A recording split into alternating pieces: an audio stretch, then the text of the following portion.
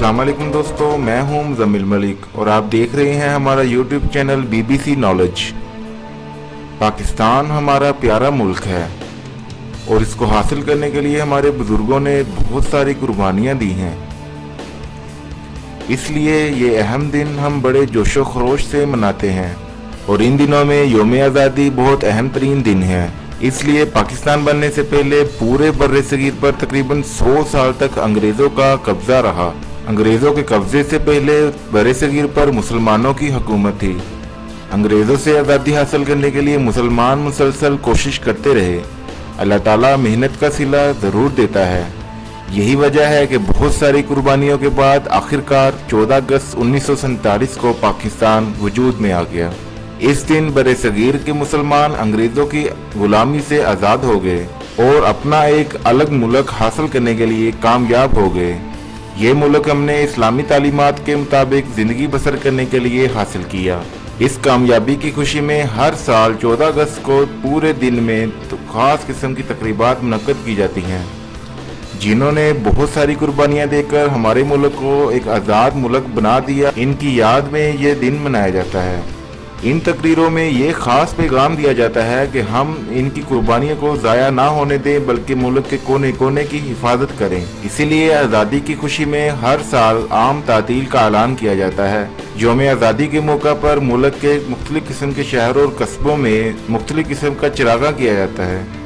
लोग चौक दर चौक अपने घरों से बाहर निकलते हैं और सरकारी और निजी इमारतों पर कौमी परचम लहराए जाते हैं। इसी तरह लोग बानी पाकिस्तान कायद आज़म रहमतुल्लाह ताला अलैह के मज़ार पर जाते हैं और कुरान खानी और फातिहा खानी करते हैं। फूलों की चादरें चढ़ाई जाती हैं और मज़ार की हिफाजत के लिए हमेशा से एक फ़ौजी दस्ता कायम कर दिया जाता है। मस्जिदों में पूरे पाकिस्तान की हिफाजत के लिए बहुत सारी दुआएं की जाती हैं। तो दोस्तों, आज का पाकिस्तान कैसा है ये तो हम सबको मालूम है, लेकिन 1947 में पाकिस्तान कैसा था, 1947 में लोगों के जज्बात क्या थे, तो इन जज्बात को महसूस करने के लिए हम आपको लेके जाएंगे ख्यालों की दुनिया में। यानी आपको वो सारी कैफियत महसूस करनी है जो इन लोगों की थी। उस वक्त के हालात क्या थे, कैसे उनका गुजर बसर होता था और कैसे अपनी वो जान बचाते थे। एक माँ पूरे काफिले को बचाने के लिए अपने ही बच्चे का गला दबाने पर मजबूर होती थी। तो हमें ये पैगाम देना चाहिए उन लोगों को जो 14 अगस्त की आज़ादी को कुछ नहीं समझते, जिनकी दी हुई कुर्बानियाँ आज की नौजवान नस्ल को नजर नहीं आती।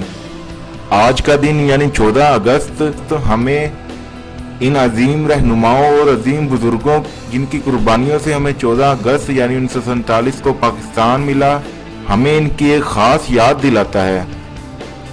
आपको पता है कि हमारे मुल्क में इस वक्त बेरोज़गारी, गुर्बत, लड़ाई झगड़े, कत्लो गारत और इस किस्म के बेशुमार फितने मौजूद हैं, लेकिन इसको ख़त्म करने के लिए एक ही चीज़ है, वो है भाईचारा।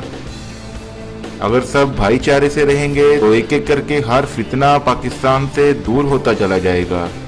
तो दोस्तों, हम अपनी बात को दोहराते हैं कि हम अपने वतन अजीज़ के लिए तन मन धन हर चीज़ को कुर्बान कर देंगे, लेकिन इस पर किसी किस्म की आंच नहीं आने देंगे। इसका नाम रोशन करेंगे और इसकी तरक्की के लिए सच्चे दिल से कोशिश करेंगे ताकि वो जज्बा जिंदा हो सके जो इस वक्त थे जब हमारा पाकिस्तान बेशुमार कुर्बानियों के बाद वजूद में आया। तो दोस्तों, इस वीडियो में इतना ही।